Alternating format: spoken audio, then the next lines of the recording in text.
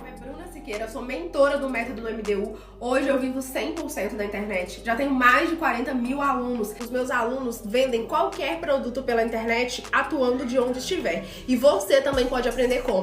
Nós demos grandes saltos para trás. Aí nos perdemos com a crise da dívida externa em 82, porque o Brasil se endividou e parte da dívida do Brasil não era juro fixo, era juro móvel. No governo Carter, os Estados Unidos meteu o pé pelas mãos economicamente e a inflação foi de 2 dígitos, o que anual, o que para os padrões americanos é uma coisa altíssima. E a taxa de juros também subiu.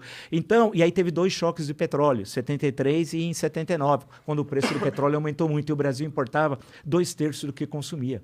Na época, a Petrobras só conseguia produzir 1/3. E então, o Brasil ficou... Bem, nós tivemos tentativa. Os postos de gasolina fechavam sábado e domingo, porque tinha de racionar, né? Aí queriam inventar um negócio chamado Simoneta, que era um papelzinho que a gente chegava e entregava. Teve todas aquelas tentativas de resolver o problema. Mas veio a crise, aí o Brasil não conseguiu pagar. Tanto que em 82, o México estourou e o Brasil era o maior devedor. E não tinha condições de honrar a dívida, nem pagar os juros e amortizações, quanto mais o principal.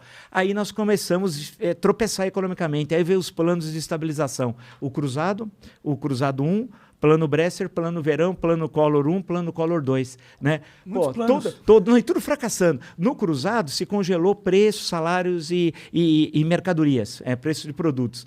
Você Todo mundo sabe que isso não funciona. Mas na época foi um sucesso. O primeiro mês, deu certo no primeiro mês. Foi assim, olha, porque a inflação era muito alta, então de uma hora para outra os preços pararam de subir. E como o pobre é que paga a conta da inflação, porque o salário dele não é corrigido e os preços eram corrigidos. Aí, a popularidade do Sarney foi nas alturas, tal.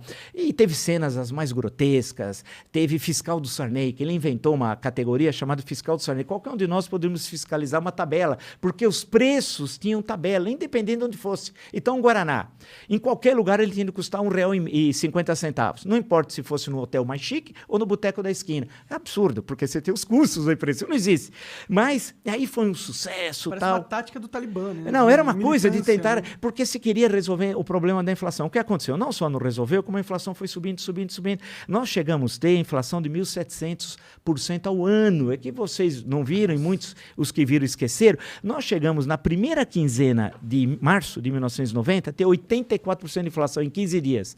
Era aquela história que você precisava pedir 2 chopps, porque se você pedisse agora, meia hora depois estava mais caro. Porque 84% em uma quinzena é uma loucura. Eu lembro de um comercial da Casa e Vídeo dizendo que poderia comprar a prazo e era apenas 50% de juros. Não, porque nós chegamos para a inflação, era uma loucura. Então, aí todos esses planos fracassaram e a inflação não parava de subir, a economia tropeçava, né? Mas mesmo assim as empresas funcionavam, o que mostra que o empreendedor brasileiro é nota 10. Porque você imaginou como é que você ia comprar do teu fornecedor, se a inflação mensal muitas vezes era de 50%, você comprava aqui, mas na hora que você ia vender, já o preço já tinha subido. Então, você tinha dificuldades assim de controle de estoque, era uma coisa assim tenebrosa. Aí veio o governo Itamar Franco, que ninguém lembra, foi o melhor presidente dos últimos 50 anos do Brasil, o Itamar, durante 2 anos e meio, que ele era vice. Transição, inclusive. Período de transição, aí vem o Plano Real. Aí veio o Plano Real, que não tinha nada dessas maluquices de congelar isso. O Plano Collor não só congelou preço, mas congelou ativos financeiros. O que é o ativo? Conta corrente, poupança. De uma hora para outra você não podia sacar nada. Você precisava pagar o salário dos funcionários da tua empresa. Não tem jeito, você não conseguia pagar. Foi uma loucura. E o que tinha de tão especial no Plano Real? Aí o Plano Real, aí que é uma grande sacada econômica, né? Porque basicamente não só, mas fundamentalmente o André Lara Rezende e o Pércio Arida e tal. Eles já estavam com essa proposta desde o ano da década anterior, chegaram até a publicar em livros e tal. O que eles vão fazer? O problema da inflação é a moeda perder valor. Você precisa confiar na moeda e a partir dali a economia começa a se manter relativamente estável. Aí o que eles fizeram? Fizeram a transição da antiga moeda para o cruzado. E em 2 meses teve a URV, havia uma unidade referencial de valores. E o Brasil fez esse país é fantástico, por isso que essas coisas de Bolsonaro, essa caterva, vai embora, tal. A gente tem de ver 94. Em 2 meses, você tinha uma tabela, né, em que você tinha a conversão de URV na nova moeda. E deu tudo certo, porque na padaria Você tinha duas moedas. No ônibus, duas moedas. Nas grandes empresas negociando, tinha duas moedas. Eu lembro que eu sempre observava o Aloysio Mercadante. Quando o Mercadante falou que ia dar errado, eu falei, vai dar certo. Porque é sempre o oposto. Tudo que o Mercadante fala é o contrário. Você precisa multiplicar por -1. Quando ele falou que em 94 ia dar tudo errado o Plano Real, eu falei, agora vai dar certo. Né? E aí deu certo. E foi uma coisa... Mas aí o Itamar Franco comprou... ninguém sabia se aquilo ia dar certo. O modelo teórico era muito bom. E deu certo. Tanto que o dólar começou a ser cotado. É bom lembrar que você comprava com 0,86 centavos do real $1. Era o contrário. Era assim. E conseguiu organizar a economia de uma tal forma e a moeda passou a ter valor, que nós não tínhamos, porque a gente não sabia. E aquilo foi uma coisa fantástica. Não tinha reeleição à época. A reeleição é em 1997. Mas o Itamar Franco, que o Itamar tem aquele jeito, não era marqueteiro. O político precisa ser marqueteiro. Você não precisa só fazer bem e ser um bom presidente, você precisa mostrar que faz bem. Isso é essencial. É aquela história, não basta ser honesto, mas ele parecer honesto. É um negócio complicado.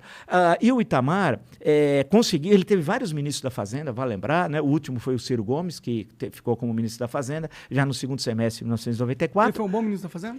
Foi, porque naquele momento era a implantação do Plano Real e ele substituiu, houve um problema com o Rubens Recupero. Aí ele substituiu, conseguiu segurar, porque ninguém estava acostumado aos preços não subir. Porque era uma coisa já inata. O sujeito recebia a coisa na loja, já pegava aquela maquininha, já, né? Aí, estabilizou. E aí a inflação foi caindo, voltando a níveis aceitáveis, né?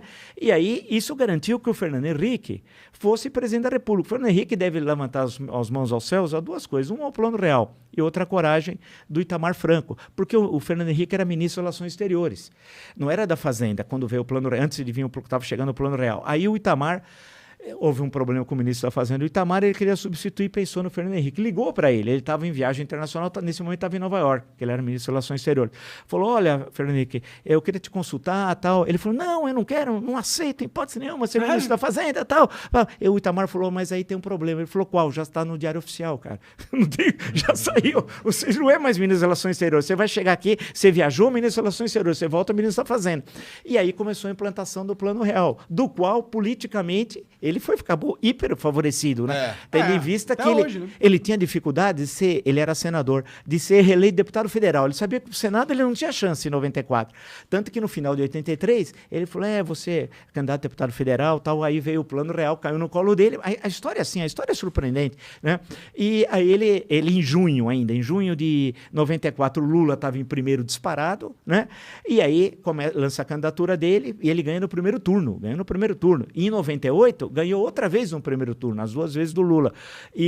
Mas fez um governo que, de um lado, teve essa estabilização em relação à inflação, mas foi muito pouco ativo no campo do desenvolvimento econômico. O Brasil cresceu muito pouco. Claro que ele teve crises internacionais, teve a crise da Rússia, a crise asiática, problemas complicados que a moeda nossa aqui teve de ser desvalorizada, teve momentos complicados de crises internacionais e o Brasil não tinha reservas monetárias suficientes para segurar ataque especulativo da moeda. Hoje o Brasil tem uma reserva imensa, tal, que vem, inclusive, ainda desde dos governos do PT. Então, você consegue assegurar caso tenha um ataque especulativo. Naquele momento não tinha. E aí ele termina o segundo governo melancolicamente, né, em 2002. Né? Se você for dar uma olhada no governo de 2002, até no Ministério, pega o segundo semestre, eu nem lembro os nomes, eu pego os nomes e falo, mas quem é esse cara? Né? Foi muito ruim. E aí vem as eleições de 2002 e o Brasil passa a seguir um outro caminho. Mas, finalmente, nós conseguimos vencer a inflação, que parecia que era impossível de vencê-la. Agora, claro que foi uma tremenda vitória, mas aí o país parou de crescer, o Brasil precisa crescer, né? E nós temos todas as condições.